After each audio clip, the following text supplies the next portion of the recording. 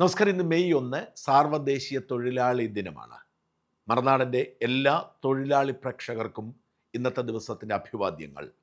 മറുനാടനിലും ഇന്ന് അവധിയാണ്. വളരെ കുറച്ച് പേർ മാത്രം, അതായത് അടിയന്തര സാഹചര്യം കൈകാര്യം ചെയ്യാനുള്ളത്രയും ജീവനക്കാർ മാത്രമാണ് ഇന്ന് മറുനാടനുള്ളത്. അങ്ങനെ ചെയ്യുന്നവർക്ക് ഇരട്ടി ശമ്പളം അല്ലെങ്കിൽ 2 അവധിയാണ് ഞങ്ങൾ കൊടുക്കുന്നത്. സാധാരണ മറുനാടൻ്റെ വാർഷികാഘോഷം മെയ് 1 നടക്കുന്നത്. ഇക്കുറി ചില സാങ്കേതിക കാരണങ്ങളാൽ അത് നടക്കുന്നില്ല എന്ന് മാത്രം. 1886 അമേരിക്കയിലെ ഷിക്കാഗോയിലെ ഹെയ് മാർക്കറ്റിൽ 8 മണിക്കൂറിൽ കൂടുതൽ പണിയെടുക്കാൻ കഴിയില്ല എന്ന് പറഞ്ഞുകൊണ്ട് തൊഴിലാളികൾ സമരം നടത്തി. ആ സമരം അക്രമാസക്തമായി പോലീസുകാർ ഉൾപ്പെടെയുള്ളവർ കൊല്ലപ്പെടുന്നു. തുടർന്ന് അതിക്രൂരമായി ആ സമരത്തെ അടിച്ചമർത്തുന്നു. യൂണിയൻ നേതാക്കളെയൊക്കെ തൂക്കിക്കൊല്ലുന്ന ഒരു സാഹചര്യമുണ്ട്. പിറ്റേ വർഷം മുതൽ ആഗോള സോഷ്യലിസ്റ്റ് ഫോറമാണ് മെയ് 1 തൊഴിലാളി ദിനമായി പ്രഖ്യാപിക്കുന്നത്.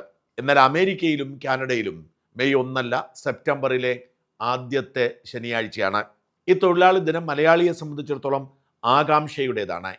ഇനി 3 ദിവസം കൂടി കാത്തിരുന്നാൽ നമുക്കറിയാം ആരായിരിക്കും അടുത്ത 5 വർഷം നമ്മളെ ഭരിക്കുന്നത് എന്ന്. 10 വർഷത്തെ പിണറായി ഭരണം മടുത്ത മനുഷ്യർ ഏതു ഭൂതം ഭരിക്കാൻ വന്നാലും കുഴപ്പമില്ല, പിണറായിസ്റ്റ് ഭരണം അവസാനിക്കട്ടെ എന്നാഗ്രഹിച്ച് ആകാംക്ഷയോടെ കാത്തിരിക്കുന്നു. എന്നാൽ പിണറായിസ്റ്റ് ഭരണത്തിന് ആനുകൂല്യങ്ങൾ കൈപ്പറ്റിയ നിരവധി പേർ അവർ പിണറായി ഇനിയും വന്നില്ലെങ്കിൽ കേരളം തീർന്നു എന്ന് വിശ്വസിക്കുന്നു.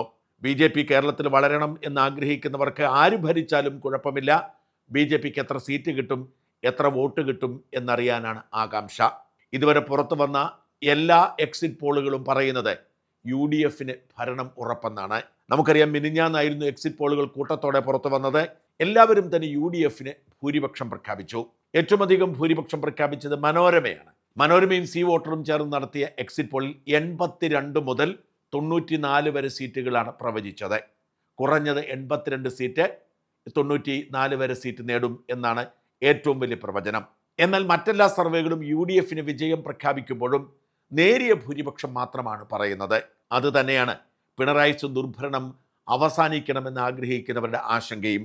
ഓരോ എക്സിറ്റ് പോളുകളും ഇങ്ങനെയാണ് പറയുന്നത്: 75 മുതൽ 85 വരെ, 70 മുതൽ 79 വരെ, 72 മുതൽ 84 വരെ, 70 മുതൽ 75 വരെ, 70 മുതൽ 84 വരെ, 78 മുതൽ 90 വരെ. അതായത് എല്ലാ എക്സിറ്റ് പോളുകളും 80-ൽ താഴെ ഭൂരിപക്ഷം, 70-ഉം 72-ഉം ഒക്കെ പറയുന്നുണ്ട്. കൂടിയാൽ 80-നപ്പുറത്തേക്ക്, 90 കടത്തി ആരും പറയുന്നില്ല, മനോരമ ഒഴികെ. അതുകൊണ്ട് തന്നെ അട്ടിമറി നടന്നേക്കുമോ എന്ന ഭയം പലർക്കുമുണ്ട്. അങ്ങനെ ആശങ്കയുടെ മുൾമുനയിലിരിക്കുമ്പോഴാണ് എല്ലാവരും പ്രതീക്ഷയോടെ ആകാംക്ഷയോടെ കാത്തിരുന്ന ടുഡേസ് ചാണക്യയുടെ എക്സിറ്റ് പോൾ രംഗത്ത് വരുന്നത്. ഈ എക്സിറ്റ് പോളിൽ പറയുന്നത് ഇഞ്ചോടിഞ്ചു മത്സരമാണ്, വേണമെങ്കിൽ UDFന് അധികാരം നഷ്ടപ്പെടാമെന്നാണ്. എന്ന് വെച്ചാൽ നേരിയ സാധ്യത, അല്പം എഡ്ജ് UDFന് കൊടുക്കുന്നുണ്ട്. എന്നാൽ നേരിയ സാധ്യത ഇപ്പോഴും LDFനുണ്ട്, പിണറായിസ്റ്റ് ഭരണത്തിനുണ്ട് എന്ന് ടുഡേസ് ചാണക്യ പറയുന്നു. അത് അസംബന്ധമാണ് എന്ന് പറഞ്ഞ് തള്ളിക്കളയാൻ വരട്ടെ. ടുഡേസ് ചാണക്യയാണ് ഈ രംഗത്തെ ഏറ്റവും വിശ്വാസ്യതയുള്ള പോളിംഗ് ഏജന്റ്. ആസാമിലെയും ബീഹാറിലെയും വെസ്റ്റ് ബംഗാളിലെയും ഒക്കെ എക്സിറ്റ് പോളുകൾ ഇതിനു മുൻപ് 16-ലും 19-ലും 21-ലും ഒക്കെ ഭംഗിയായി ഇവർ പ്രവചിച്ചിട്ടുണ്ട്. ഇവരുടെ പ്രവചനത്തോളം കൃത്യത ഇതിനു മുൻപ് ആർക്കും ഉണ്ടായിട്ടില്ല. അതുകൊണ്ട് തന്നെ ടുഡേസ് ചാണക്യയുടെ പ്രവചനമാകുമ്പോൾ എന്തു സംഭവിക്കും എന്ന ആശങ്ക ശക്തമാണ്. മാത്രമല്ല, ഇന്നലത്തെ ഇവരുടെ എക്സിറ്റ് പോളിൽ പശ്ചിമ ബംഗാളിൽ വലിയ ഭൂരിപക്ഷം BJP നേടും എന്ന് പ്രഖ്യാപിച്ചിരിക്കുന്നു. പശ്ചിമ ബംഗാളിൽ BJPക്ക് മുന്നേറ്റമുണ്ടാവുമെന്ന് തീർച്ചയാണ്. BJP അത്ര തന്ത്രപരമായ നീക്കങ്ങളാണ് നടത്തിയത്. പല എക്സിറ്റ് പോളുകളും വ്യത്യസ്തമായ ഫലം പുറത്തു പറയുമ്പോൾ ടുഡേസ് ചാണക്യ പറയുന്നത് വലിയ ഭൂരിപക്ഷത്തിൽ മമതാ ബാനർജി തോൽപ്പിച്ച് BJP അധികാരത്തിലെത്തുമെന്നാണ്. മമതയുടെ തൃണമൂൽ കോൺഗ്രസിന് 100 സീറ്റ് മാത്രം കിട്ടുമ്പോൾ 192 സീറ്റ് BJP നേടും എന്നാണ് ടുഡേസ് ചാണക്യയുടെ എക്സിറ്റ് പോൾ. ആസാമിൽ BJPക്ക് വലിയ ഭൂരിപക്ഷം ഉണ്ടാവും, അതിൽ സംശയമേ ഇല്ല ആർക്കും. ആസാമിൽ ആകെയുള്ള 126 സീറ്റിൽ 93 മുതൽ 111 വരെ BJP നേടുമെന്നാണ് ഇവരുടെ എക്സിറ്റ് പോൾ പറയുന്നത്. ഓർക്കണം, മഹാഭൂരിപക്ഷം. ഇതിൽ ആർക്കും അത്ഭുതമില്ല.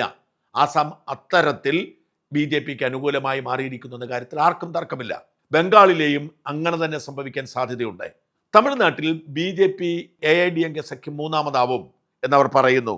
123 മുതൽ 136 വരെ സീറ്റുകൾ നേടി തമിഴ്നാട്ടിൽ DMK ഭരണം നിലനിർത്തുമ്പോൾ 63-നും 74-നും ഇടയിൽ സീറ്റുകൾ വിജയുടെ TVK നേടുമെന്നും അതിന് താഴെയായിരിക്കും അണ്ണാ DMK എന്നുമാണ് ടുഡേ ചാണക്യയുടെ വിലയിരുത്തൽ. ഈ 3 സ്റ്റേറ്റിലെയും വിലയിരുത്തൽ പൂർണ്ണമായും ശരിയാവും എന്ന് വിശ്വസിക്കുന്ന ആളാണ് ഞാൻ.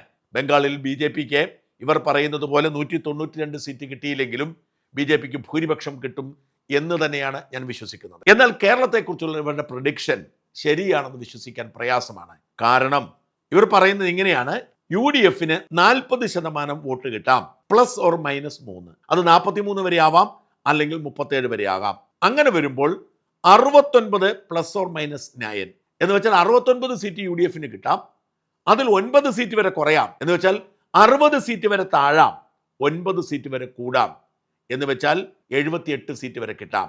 അതായത് 60നും 78നും ഇടയിലാണ് UDFന് ഇവർ കൊടുത്തിരിക്കുന്നത്. അതിൽ വല്ലാത്ത അകലമാണ്. 60 മുതൽ 78 വരെ എന്ന് പറഞ്ഞാൽ അതിൻ്റെ അകത്തൊരു കുഴപ്പമുണ്ട്. കാരണം 60 സീറ്റ് വരെ കുറയാം, എന്നാൽ 78 സീറ്റ് വരെ കിട്ടാമെന്ന് പറഞ്ഞാൽ വളരെ സേഫ് ആയിട്ടുള്ളൊരു നീക്കം നടത്തിയിരിക്കും, തെറ്റാതിരിക്കാൻ വേണ്ടി ചെയ്തിരിക്കുന്നതാണ്. പക്ഷെ ഇവർ പറയുന്ന 60 സീറ്റ് വരെ കുറയുന്നത് എങ്ങനെ സാധിക്കും? അങ്ങനെയെങ്കിൽ 60 സീറ്റിലേക്ക് ഇവർ താന്നാൽ LDFന് ഗുണമുണ്ടാവുമല്ലോ. LDFനെ കുറിച്ച് പറയുന്നത് 38 ±3 എന്നാണ്. മറ്റേത് 40 ±3, അതായത് 2% എഡ്ജ്. 38ൽ താഴെ 3% കുറയാം, 38ൽ കൂടുതൽ 3% കൂടാം. എന്ന് വെച്ചാൽ 41 വരെ ശതമാനമാകാം, 5% വരെ കുറയാം എന്ന് പറയുന്നു. ഇതും ഒരു സേഫ്റ്റി അല്ല. 64 ±9 എന്നാണ്. എന്ന് വെച്ചാൽ LDFന് 64ൽ നിന്ന് 9 സീറ്റ് കുറയാം, 55 സീറ്റ് വരെ ആവാം. അതിൻ്റെ അകത്ത് യുക്തിയുണ്ട്. എന്നാൽ 64 ± എന്ന് പറഞ്ഞാൽ 73 സീറ്റാണ്. LDF വേണമെങ്കിൽ അധികാരത്തിൽ വരാം എന്നാണ് അവർ പറയുന്നത്. വളരെ സേഫായിട്ടുള്ള ഒരു പ്രവചനമാണ്. ഇത് വളരെ ശ്രദ്ധിച്ച്, കേരളത്തെക്കുറിച്ച് വ്യക്തമായ ധാരണ കിട്ടാത്തത് കൊണ്ട് അവർ എടുത്തിട്ട് അലക്കിയതാണ് എന്ന് സംശയിക്കേണ്ട തരത്തിൽ ക്ലവറായിട്ടുള്ള ഒരു സർവേയാണ്. ഇതിൽ രസകരമായിരിക്കുന്നത് BJP ആണ്. 20% ±3 എന്നാണ്. എന്ന് വെച്ചാൽ BJPക്ക് 20% ആണ് അവർ പ്രഡിക്റ്റ് ചെയ്യുന്നത്. 3% വരെ കൂടാ, 23% വരെ ആവാം, 3% കുറയാം, 17% വരെ ആകാം. ഇത് വളരെ വ്യത്യസ്തമായ കണ്ടെത്തലാണ്. നമ്മൾ ഇതുവരെ കണ്ട സർവേയിലെല്ലാം BJPക്ക് പറഞ്ഞിരിക്കുന്നത് 14%. അതിവർ ഗ്യാരണ്ടി 17 പറയുന്നു. എന്ന് വെച്ചാൽ 23 വരെ ആകാം എന്ന് പറയുന്നു. വല്ലാത്ത വ്യത്യാസമാണെന്ന് ഓർക്കണം. 14 മുതൽ 23 വരെ 9% വ്യത്യാസം എന്ന് പറയുന്ന വ്യത്യാസം മാത്രമല്ല, 7 ±4 എന്നാണ് പറയുന്നത്. BJPക്ക് അവർ കണക്കാക്കുന്ന സീറ്റ് 7 ആണ്. അത് 11 സീറ്റ് വരെ ആവാം, 3 സീറ്റ് വരെ കുറയാം. അതായത് BJPക്ക് 11 സീറ്റ് വരെ കിട്ടാനുള്ള സാഹചര്യമുണ്ട് എന്ന് ഇവർ പറയുന്നു. അതല്ല 3 വരെ ആകാമെന്ന് പറയും. ഇതാണ് ഞാൻ പറഞ്ഞത്. അങ്ങനെ വന്നാൽ 11 സീറ്റ് BJPക്ക് കിട്ടിയാൽ തീർച്ചയായും ഇത് തൂക്കുമന്ത്രിസഭയാവും. തൂക്കുമന്ത്രിസഭയുടെ സാധ്യതയാണ് ടുഡേസ് ചാണക്യ വിലയിരുത്തുന്നത് എന്ന് വേണം ഇത് കാണുമ്പോൾ. പക്ഷേ വളരെ സേഫ് കോർണർ എന്ന കളിയാണിത്. അതായത് 3 സീറ്റിലേക്ക് കുറയാം, 11 സീറ്റിലേക്ക് കൂടാം. UDFന് 60 സീറ്റിലേക്ക് എത്താം, അതേസമയം 78 സീറ്റ് വരെ കൂടാം. 18 സീറ്റിന്റെ ഒരു വ്യത്യാസം. ഇത് വാസ്തവത്തിൽ കൊട്ടക്കണക്കാണ് എന്ന് പറയേണ്ടി വരും. മറ്റു സ്ഥലത്തുനിന്ന് അവർ ഇങ്ങനെയല്ല പറഞ്ഞിരിക്കുന്നത്. അതുകൊണ്ട് പറഞ്ഞു ഇതൊരു കൊട്ടക്കണക്കാണ്. അതായത് അവർക്ക് കേരളത്തിന്റെ പൾസ് കൃത്യമായി മനസ്സിലാക്കാൻ കഴിഞ്ഞിട്ടില്ല. ആ പശ്ചാത്തലത്തിൽ അവർ ഒരു ഊഹക്കച്ചവടത്തിനിറങ്ങി എന്ന് വേണമെങ്കിൽ കരുതാം. ടുഡേ ചാണക്യയുടെ കേരളത്തിലെ സർവേയും തെറ്റത്തില്ല. കാരണം 78 സീറ്റ് വരെ പറയുന്നുണ്ട്. പക്ഷെ ഞാൻ മനസ്സിലാക്കുന്നത് അങ്ങനെയല്ല. UDFന് 90 സീറ്റ് വരെ കടക്കാമെന്ന് തന്നെയാണ് ഞാൻ വിശ്വസിക്കുന്നത്. അക്കാര്യത്തിൽ തർക്കമില്ല. എന്തായാലും മറുനാടൻ്റെ എക്സിറ്റ് പോൾ ഇന്ന് വൈകുന്നേരത്തോടെ പുറത്തുവിടും. വിശദമായി തന്നെ ഞങ്ങൾ എല്ലാ ഫാക്ടറുകളും പരിശോധിച്ച് എല്ലാ ഡാറ്റയും വിലയിരുത്തിക്കൊണ്ടിരിക്കുകയാണ്. കൃത്യമായ ഒരു ധാരണ അതിലൂടെ പ്രേക്ഷകർക്ക് കിട്ടുമെന്ന് കരുതുന്നു. എന്തായാലും കേരളത്തിൽ അട്ടിമറി ഉണ്ടാവും, അവിടെ ഒരു തൂക്ക് സർക്കാർ ഉണ്ടാവും എന്നാണ് ടുഡേ ചാണക്യ പറയുന്നത്. പക്ഷേ അത് ശരിയാവില്ല എന്നാണ് ഞങ്ങളുടെ നിഗമനം.